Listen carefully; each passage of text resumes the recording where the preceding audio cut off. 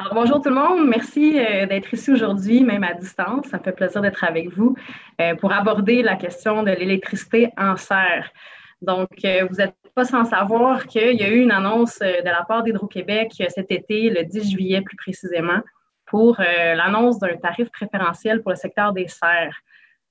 C'est en fait une modification aux modalités existantes du tarif option d'électricité additionnelle que je vais utiliser là, aujourd'hui l'acronyme OEA pour l'éclairage de photosynthèse. Les modifications qui ont été proposées par Hydro-Québec est de réduire le seuil de puissance pour être admissible au tarif et de rendre admissible aussi le chauffage électrique, plus que juste la photosynthèse seulement.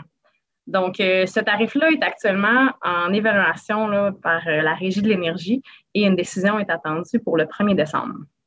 Alors, l'objectif aujourd'hui, c'est de vous présenter là, les concepts de base en électricité, de voir les différents tarifs d'Hydro-Québec qui sont applicables dans le secteur des serres, de regarder un peu plus précisément l'éclairage de photosynthèse et le chauffage électrique en serre et d'identifier les opportunités pour des économies électriques en serre. Tout ça dans l'objectif de mieux comprendre la tarification de l'électricité en serre, ce qui influence les coûts d'électricité et puis les implications du nouveau tarif là, qui sont annoncés par Hydro-Québec. Alors, débutons avec les concepts de base sur l'électricité, la puissance et la consommation. Quand on parle de puissance, en fait, c'est une quantité d'énergie fournie à un moment précis, c'est indépendamment du temps. Si on peut faire une comparaison, j'utilise celle de la voiture. À un moment précis, on a une voiture à 100 km/h sur l'autoroute. Ça se compare avec la consommation, qui, elle, est une quantité d'énergie sur une période de temps. Donc ici, on a la variable du temps qui s'ajoute. On parle de kilowattheure à ce moment-là. Et pour utiliser le même exemple de la voiture, ici, c'est davantage la consommation sur une période de temps. Donc, la quantité d'essence qui serait utilisée, par exemple, pour se rendre du point A au point B. Donc, ici, la nuance là, entre puissance qui est dans un moment instantané et la consommation qui est sur une période de temps. Si je prends l'exemple, un exemple électrique d'une ampoule de 60 watts, on l'allume à un moment X, on a une demande de puissance de 60 watts. Et si cette ampoule-là est allumée pendant 1 heure, alors on a 60 Wh pendant 1 heure. On ramène ça en kilowattheure, donc on divise par 1000, 0,06 kWh et par 1 heure d'utilisation de cette ampoule-là. Et si on utilise cette ampoule-là sur une utilisation prolongée au cours du mois, disons 8 heures par jour pour 30 jours, alors on se retrouve à avoir là, une énergie, une consommation de 14,4 kWh pour le mois. Donc ici, là, la façon que voilà la façon dont la puissance et la consommation sont liées. Ensuite, je voulais voir quelques éléments de puissance que vous allez retrouver sur les factures d'électricité. Donc, quand on parle de puissance réelle, c'est la demande électrique d'un appareil. Donc, quand on parle d'une ampoule de 60 watts, donc c'est la puissance réelle, donc sa consommation d'énergie à un moment précis. Quand on parle de puissance apparente, c'est la puissance fournie par le réseau d'Hydro-Québec. Elle est formée de la puissance réelle de l'appareil et d'un champ magnétique. Donc, un vieil appareil, par exemple, pourrait avoir une puissance apparente beaucoup plus élevée que sa puissance réelle. Ensuite, on parle de puissance maximale appelée.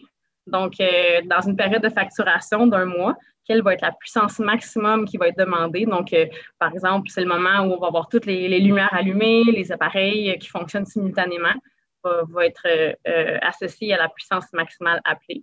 Et puis ensuite, la puissance à facturer, qui est la puissance qui va apparaître à la facture d'Hydro-Québec, qui, dans certains moments, pourrait être différente de la puissance maximale appelée. J'espère que je ne vous ai pas trop perdu. Voilà un peu les termes techniques pour que vous puissiez me suivre là, dans le reste de la présentation. Alors, j'embarque dans les coûts d'électricité pour être capable de voir là, quel est le coût réel là, de l'électricité en serre. Ici, on a les différents tarifs qui sont applicables dans le secteur des serres. Le tarif D, qui est le tarif domestique, le plus fréquent là, chez les entreprises de petite taille. C'est aussi le tarif qu'on retrouve dans nos résidences. Le tarif DP, le tarif M, le tarif DT. Le DT, c'est celui aussi qu'on surnomme Bi-énergie. Et le OEA, donc l'option d'électricité additionnelle, l'actuel et le proposé. Donc, on voit la différence entre les deux. C'est de faire un survol ici entre les différentes puissances qui sont applicables pour pour les différents tarifs. Quand on parle d'une puissance de moins de 50 kW, on a le tarif D ou le tarif DT qui s'offre à nous. Quand on a une puissance de plus de 50 kW, on a une plus grande variété de tarifs qui sont disponibles. Et avec le nouveau tarif OEA, la limite initialement, en fait, qui est actuellement en vigueur, on parle de 300 kW et on a une proposition de la part d'Hydro-Québec de réduire cette admissibilité-là à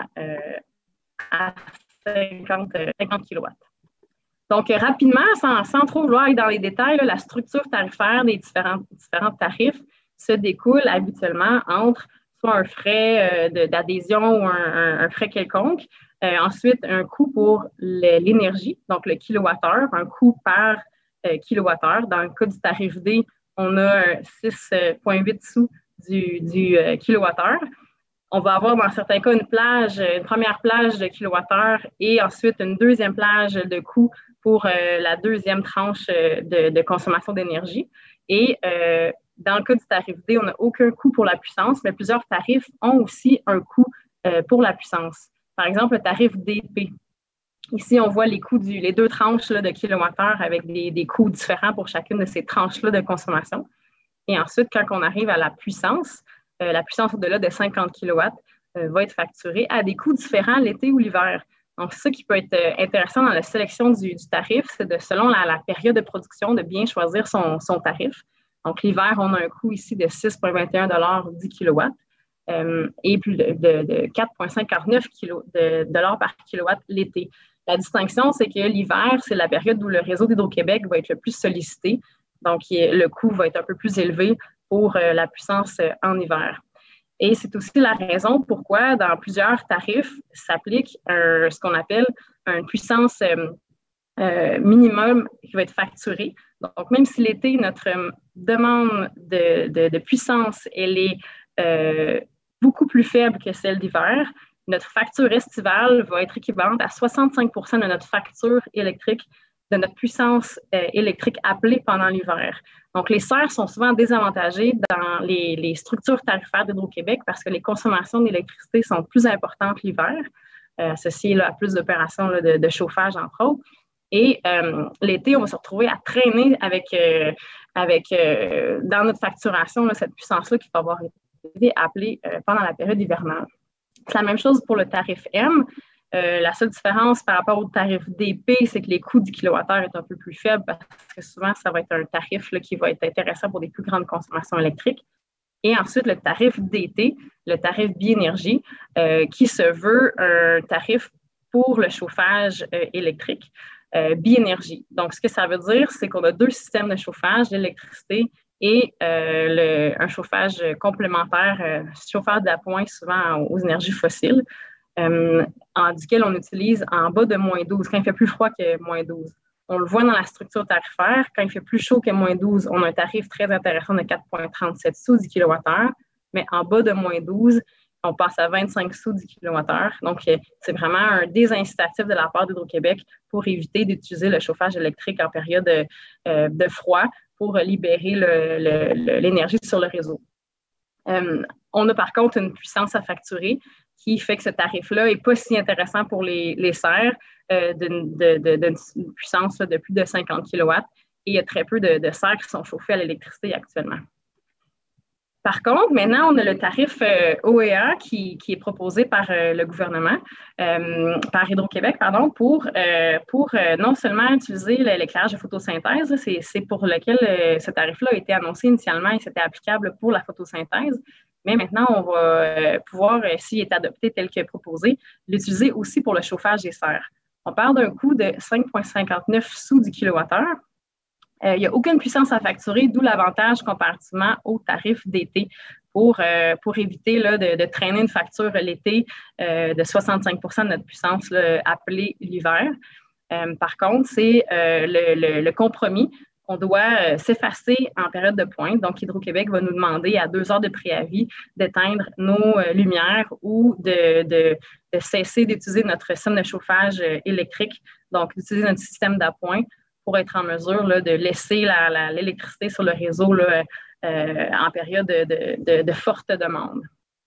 Les points d'Hydro-Québec, habituellement, sont de 6 h à 9 h le matin ou de 16 h à 20 h le soir. Donc, c'est les moments où on est plus susceptible de recevoir une demande de délestage de la part d'Hydro-Québec.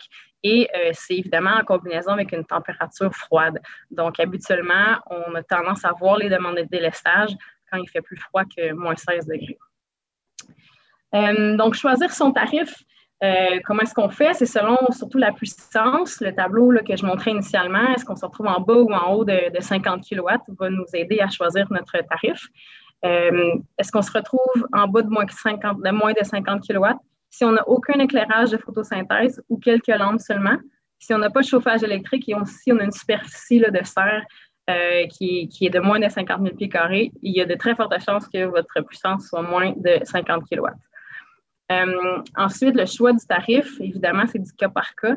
Ça va être selon une serre en production saisonnière, en production annuelle, selon la puissance à facturer en période estivale, le 65 % dont je vous parlais tout à l'heure, qu'on se retrouve là à traîner l'été si jamais on a un appel de puissance électrique en période hivernale, et la quantité d'énergie qu'on consomme. Donc, l'ensemble de ces facteurs-là viennent influencer le choix du tarif et ça vient dépendre du cas par cas, là, le choix du tarif.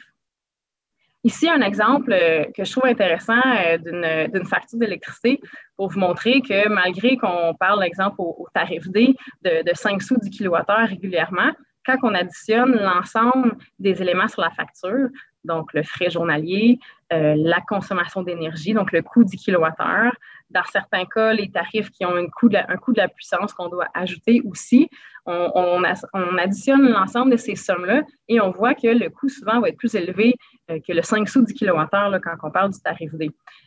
Si je vous demande combien est-ce que vous pensez et qui est le coût du kilowattheure en réalité là, au tarif D, si on additionne ces éléments-là, ceux qui vont être vite avec la calculatrice l'auront peut-être déjà trouvé. En fait, on parle d'un coût qui s'approche beaucoup plus du 9 sous du kilowattheure que du 5 sous du kilowattheure une fois qu'on a pris en compte les différentes charges. Donc, l'exercice de vraiment identifier quel est notre coût réel du kilowattheure, c'est d'additionner les différents systèmes sur notre facture d'électricité. Ensuite, qu'est-ce qui cause des mauvaises surprises sur notre facture? Il y a peut-être plusieurs producteurs qui se sont retrouvés avec des factures beaucoup plus élevées que ce qu'ils s'attendaient. En fait, la façon qu'Hydro-Québec fonctionne, c'est qu'il y a une période d'hiver, qui est la période dans laquelle il y a la plus forte demande sur le réseau, qui est compris entre le 1er décembre et le 31 mars. Le début de la production pour plusieurs séristes en production saisonnière va se retrouver les entreprises vont se retrouver à débuter au cours du mois de février. Certaines d'entre elles vont se retrouver à débuter au milieu du mois de mars. Donc, on se retrouve à être à 2 semaines à l'intérieur de la période d'hiver d'Hydro-Québec. Donc, si on démarre la serre, on démarre l'ensemble des équipements, on peut avoir une demande en électricité qui va être importante au 15 février ou au 15 de mars. Et on va se retrouver à traîner toute l'année avec le 65 % dont je parlais tout à l'heure, une facturation de la puissance du fait qu'on a eu un appel de puissance important pendant la période d'hiver d'Hydro-Québec. Ce que ça peut faire, c'est que l'été, malgré une demande faible d'électricité, on va payer une facture d'électricité importante. Donc, ça peut être une cause de mauvaise surprise. Il y a une solution pour ça. On peut se retrouver à décaler la période de facturation. On va l'aborder tout à l'heure. Mais souvent, un démarrage là, en période hivernale peut être une cause de mauvaise surprise sur la facture. Ensuite, la facturation d'Hydro-Québec est par bloc de 15 minutes. Donc, si on ouvre des lampes de photosynthèse par erreur à un moment où c'était pas voulu, bien, en fait, même si ça dure quelques minutes seulement, le bloc de 15 minutes dans lequel il y a eu cet appel-là va être chargé. Donc, on se retrouve à devoir payer pour une erreur d'avoir allumé des équipements qui n'auraient pas dû être allumés. Donc, on a un appel de puissance à ce moment-là. Et il y a ce qu'on appelle le facteur de puissance. On le retrouve sur la facture d'Hydro-Québec. Le facteur de puissance va être un indicatif du taux de la présence de champs magnétiques. Donc, on parlait tout à l'heure dans les lexiques de puissance, la différence entre la puissance réelle et la puissance apparente. Donc, plus l'écart entre les deux est grand, plus le facteur de puissance est bas. Donc, si un vieil équipement ne fonctionne pas bien, il y a un déphasage, là, on rentre dans des technicalités, mais s'il y a une mauvaise opération de l'équipement qui est désuet, la présence de champ magnétique va faire que le facteur de puissance va être bas et Hydro-Québec charge pour cette pénalité-là parce que finalement, la demande sur le réseau est plus importante que ce qu'elle devrait être. Donc, on vise toujours à avoir un facteur de puissance de plus de 90 %. Alors, voilà pour ce qui est des tarifs. On va y revenir, là, surtout pour la portion du tarif là, OEA, à savoir qu'est-ce qui est applicable, là, dans quel cas est-ce que c'est intéressant d'envisager le chauffage ou l'utilisation de photosynthèse. Alors, on arrive là. En termes d'éclairage de photosynthèse, quelles sont les implications là, des modifications proposées par Hydro-Québec? J'arrive à changer de... Voilà. Donc, avec les modifications proposées par Hydro-Québec, il y a une production à l'année qui est davantage envisageable pour des entreprises qui, initialement, n'avaient pas accès aux tarifs au seuil de puissance qui était de 300 kW. 300 kW, c'était l'équivalent là, à une intensité lumineuse d'environ 200 micromoles par mètre carré par seconde, là, qui est souvent ce qu'on recherche pour pouvoir produire des légumes en période hors estivale, hors la saison estivale. On se retrouve avec des superficies d'environ 3000 mètres carrés, donc 0,3 hectares. Avec le seuil de 50 kW, avec 50 lampes de 1000 watts, ou une superficie de 500 mètres carrés, avec l'intensité lumineuse là, dont je mentionnais, on pourrait être admissible au tarif de photosynthèse. Donc, on se retrouve à avoir là, plus de possibilités pour les entreprises de produire à l'année en ayant accès à l'éclairage de photosynthèse. C'est une économie d'environ 40 % comparativement aux tarifs D, DP ou M, qui sont les tarifs qui s'appliquent habituellement si on a de l'éclairage de photosynthèse, mais on ne rencontrait pas là, le seuil de 300 kW. Par contre, on doit avoir accès au réseau triphasé, surtout quand on a une lampe un peu plus important. Qu'est-ce que ça représente? 50 kW. Quand on est au triphasé, en fait, c'est 48 ampères. Et au monophasé, c'est 210 ampères. Donc, on voit rapidement que la grosseur de l'entrée électrique requise serait beaucoup plus importante là, au monophasé. Ce n'est pas impossible, c'est juste que c'est des entrées électriques qui vont être beaucoup plus grandes que si on est au triphasé. Donc, c'est l'ampérage requis qui est moindre quand on a accès au réseau triphasé. L'éclairage de photosynthèse se fait habituellement dans les serres là, avec les lampes en haute pression sodium, les HPS communément. C'est ce qu'on voit le plus souvent dans l'industrie. On a des lampes qui sont soit de 1000 watts, 600 watts ou 400 watts. Ça va dépendre le choix du wattage, de la hauteur des plans et de l'intensité lumineuse recherchée.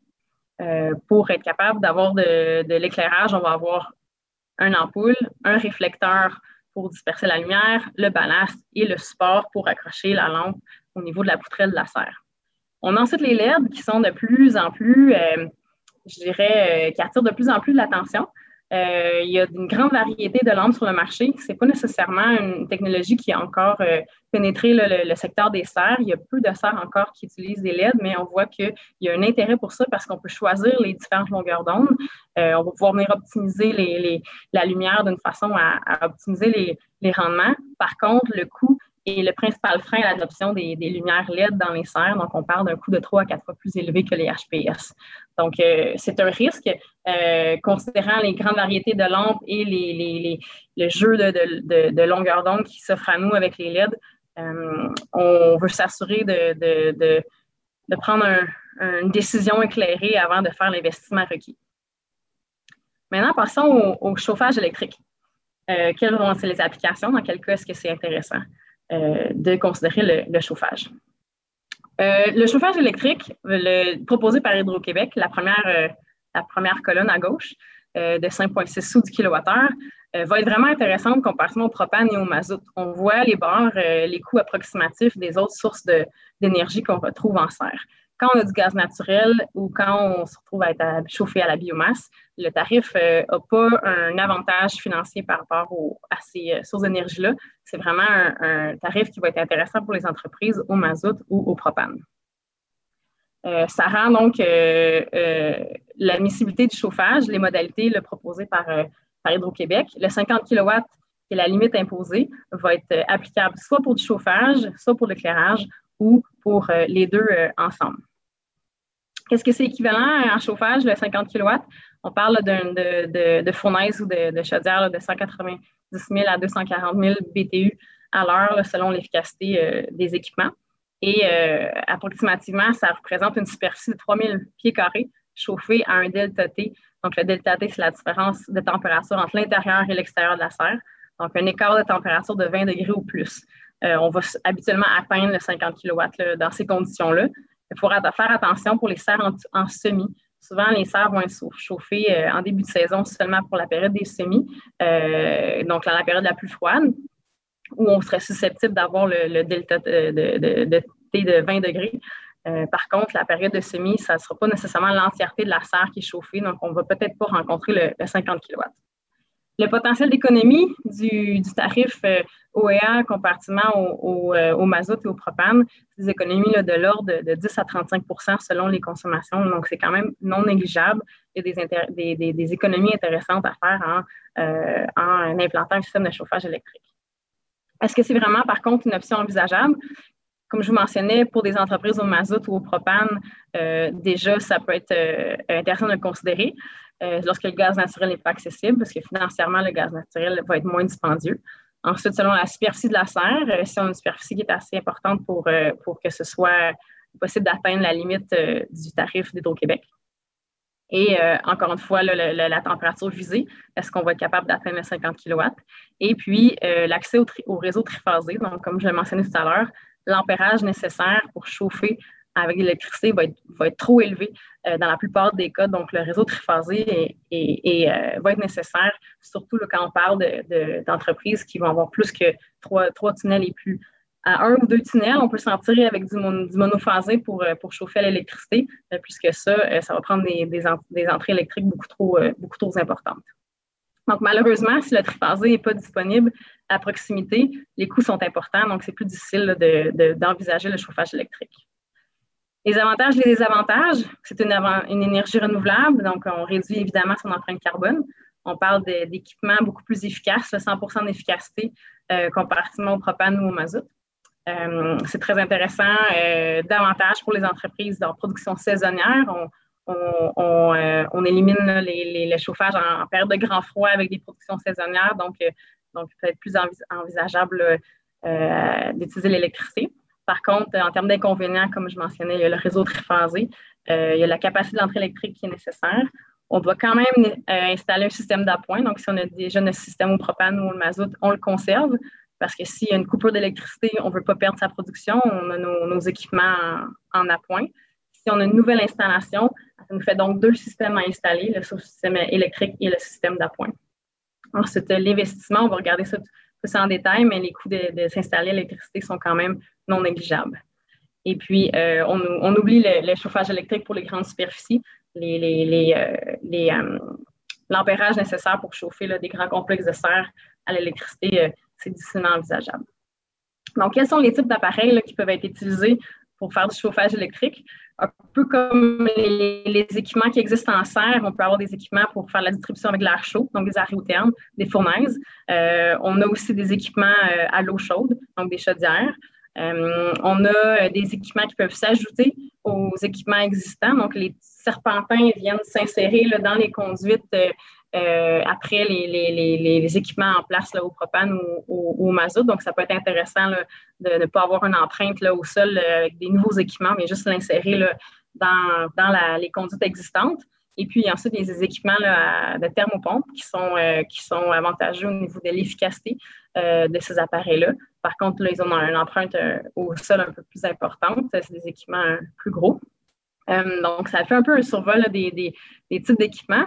Dans ce tableau-ci, je ne dirais pas dans tous les détails, mais ce qui est à retenir dans le tableau, c'est qu'il y a une puissance maximale pour chaque type d'unité. Ce que ça veut dire, c'est, disons qu'on a besoin de 100 kW pour chauffer un espace de serre. À ce moment-là, ça prendrait 2 aréothermes ou ça prendrait 3 à 4 fournaises. Donc, on a des limites en termes de puissance des équipements. Le marché des appareils électriques est en ce moment fait beaucoup pour le secteur résidentiel ou le secteur industriel. Donc, on a comme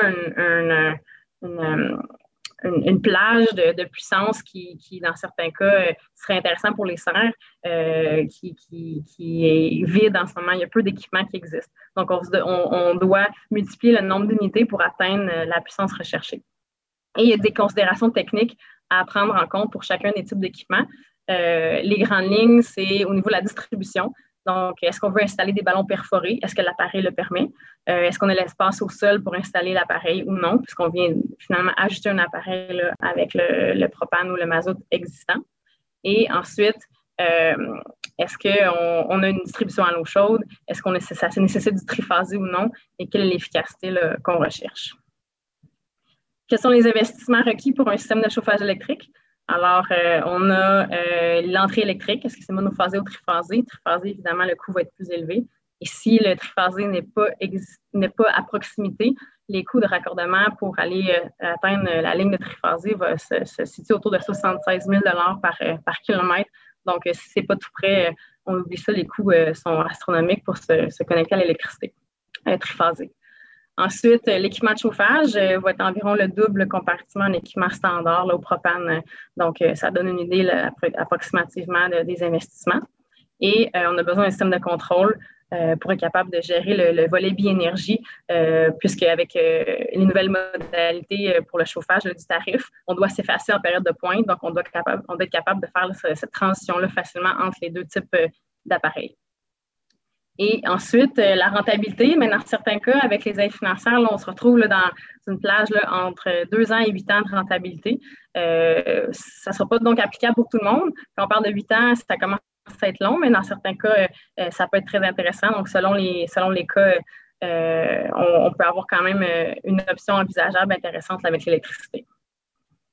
Il y a des aides financières pour aider à l'implantation de systèmes de chauffage électrique. Donc, il y a le programme de rabais d'électricité pour les serres du MAPAC, le programme OSE pour les équipements efficaces, donc les thermopompes, avec Hydro-Québec. Et puis, les programmes là, de transition énergétique Québec, autant pour l'étude de faisabilité que l'implantation, et le réseau AgriConseil pour les services conseils. Peut-être qu'il y aura aussi de nouvelles modalités qui vont être annoncées si le nouveau tarif d'Hydro-Québec est retenu. Donc, rapidement, quelles sont les opportunités d'économie électrique dans une serre pour réduire sa facture? Si on regarde rapidement la formule ici, on a le kilowattheure, donc l'énergie associée avec un coût d'énergie, la puissance associée à un coût de la puissance qui nous donne notre facture. Donc, on peut agir à 2 endroits. Au niveau de l'énergie, donc la consommation, réduire le nombre d'heures d'utilisation des équipements ou d'avoir un effet sur la puissance pour réduire le coût de la puissance. Donc, si on regarde des stratégies pour réduire l'énergie, la consommation d'énergie en serre, on peut revoir le temps d'utilisation de certains équipements. Comment est-ce qu'on peut faire ça? Avec des systèmes de minuterie, de paramétrage, de systèmes de contrôle pour faire en sorte qu'il y ait des équipements qui ne fonctionnent pas plus longtemps que nécessaire. On vient à ce moment-là réduire notre consommation d'énergie. On peut aussi installer des systèmes de mesurage ou du paramétrage, par exemple, pour détecter les mouvements ou des thermostats programmables pour venir utiliser les équipements au bon moment et ne pas dépenser l'électricité pour rien. Si on parle de chauffage électrique en serre, à ce moment-là, on a des mesures pour réduire les pertes de chaleur, pour faire en sorte que notre serre va être un petit peu mieux isolée ou va avoir des pertes de chaleur moins importantes. Les possibilités pour réduire les besoins de chauffage sont les écrans thermiques, l'isolation de certaines parties de la serre, les choix de revêtement de la serre et son étanchéité. Il y a des possibilités dans certains cas de réduire jusqu'à de moitié les besoins de chauffage d'une serre en implantant différentes mesures d'efficacité énergétique. Et on a aussi les appareils efficaces. Je l'ai mentionné brièvement tout à l'heure, mais les thermopompes sont des appareils qui offrent une efficacité vraiment intéressante. C'est le même principe que les thermopompes pour les maisons. on a 1 kWh électrique qui va fournir 2 à 4 kWh thermiques. Donc, en fait, on a une efficacité là, de 200 à 400 comparativement à des équipements au propane ou au mazout qui vont se situer habituellement autour de 60, 70, 80 quand on parle d'équipements standards. Les équipements électriques standards, c'est-à-dire fournaise, vont avoir une efficacité de 100 donc 1 kWh électrique pour 1 kWh thermique. Alors, la thermopompe offre un avantage important. On va se retrouver avec les thermopompes à des coûts 10 kWh qui vont être même plus faibles que ceux du gaz naturel. Donc, la thermopompe, pour ça, offre quand même un avantage considérable. Ensuite, les stratégies pour réduire sa facture d'électricité qui touchent davantage la puissance, donc de réduire la pile de puissance. On a parlé d'équipements efficaces. On voit ici un exemple d'un graphique d'un moteur standard versus un moteur efficace. On voit que la courbe du moteur efficace va avoir un rendement beaucoup plus élevé, donc une consommation électrique moindre. On parlait aussi tout à l'heure de l'éclairage LED. Un des avantages de l'éclairage LED, c'est d'être plus efficace au niveau de la consommation électrique. On va avoir moins de dégagement de chaleur. Donc, l'énergie électrique qui va être utilisée par la lampe va être utilisée en lumière et ne va pas être dégagée en chaleur. Donc, on a une plus grande efficacité électrique. Et on peut venir optimiser les longueurs d'onde, donc possiblement là, améliorer les rendements agronomiques avec la lumière plus ciblée. Donc, peut-être moins de wattage dans la serre pour les mêmes résultats. Ensuite, on a des équipements qui peuvent réduire les appels de puissance, ce qu'on appelle les variateurs de vitesse. On a disons qu'on a une pompe qui démarre dans la serre, elle peut donner un kick, en bon français, un kick, un appel de puissance important qui va apparaître sur notre facture d'électricité. Le variateur de vitesse, ce qu'il va faire, c'est de démarrer progressivement l'appareil, la pompe, le moteur, pour éviter cette pointe-là d'appel de puissance au démarrage. Donc, c'est une modulation. On vient réduire la demande au démarrage avec un démarrage progressif pour réduire l'appel de puissance. Ensuite, j'en ai parlé brièvement tout à l'heure, le facteur de puissance qu'on vise à garder en haut de 90 pour éviter des pénalités sur nos factures d'Hydro-Québec. Mais aussi, c'est au-delà du coût, c'est une consommation d'électricité qui est plus importante quand on a un appareil là, qui est désuet, qui consomme plus d'électricité que nécessaire. Ça peut être corrigé. Là, ça rentre dans des technicalités, mais avec un électricien, il est possible d'améliorer le facteur de puissance de nos équipements. Et puis, je vous parlais de la facture en hiver qu'on garde l'été ou qu'on traîne pendant l'été avec le 65 d'appel de puissance pendant l'été. Il est possible avec Hydro-Québec, selon notre période de production, de décaler notre période de facturation pour être hors de la période hivernale d'Hydro-Québec. À ce moment-là, on s'évite de faire un appel de puissance pendant l'hiver et on peut réduire là, les appels de puissance à des moments où ça va être plus dispendieux. Alors, évidemment, ça, c'est toutes des stratégies qui sont reliées à l'électricité. Donc, c'est toujours important de faire appel à des professionnels certifiés quand on se retrouve là, à travailler avec de l'électricité. Donc, en conclusion, il y a différentes possibilités qui s'offrent au secteur des serres avec le tarif OEA qui est proposé là, par Hydro-Québec. La décision est en venir en début décembre, donc on va tous garder l'œil sur cette annonce-là et voir qu'est-ce qui va être décidé par la Régie de l'énergie. On peut s'attendre à ce que si la décision soit favorable, qu'il y ait des mesures en place pour étendre davantage le réseau triphasé. Le dernier budget du gouvernement provincial avait justement là, un montant de 15 millions associé là, à l'expansion du réseau triphasé au Québec. Ensuite, l'importance de choisir le bon tarif. J'ai démontré qu'il y a une panoplie de tarifs existants qui sont disponibles aux producteurs en serre. Donc, c'est important de prendre le temps de choisir le bon tarif pour que ça réponde bien aux besoins de l'entreprise. Et puis, j'ai démontré aussi quand, où et comment est-ce qu'on utilise l'électricité et quelles sont les économies potentielles dans le secteur des serres pour réduire sa facture d'électricité. Dans l'objectif de faciliter la prise de décision quant à certains types d'équipements réduire ses coûts certainement et améliorer l'efficacité des systèmes. Donc voilà pour la présentation.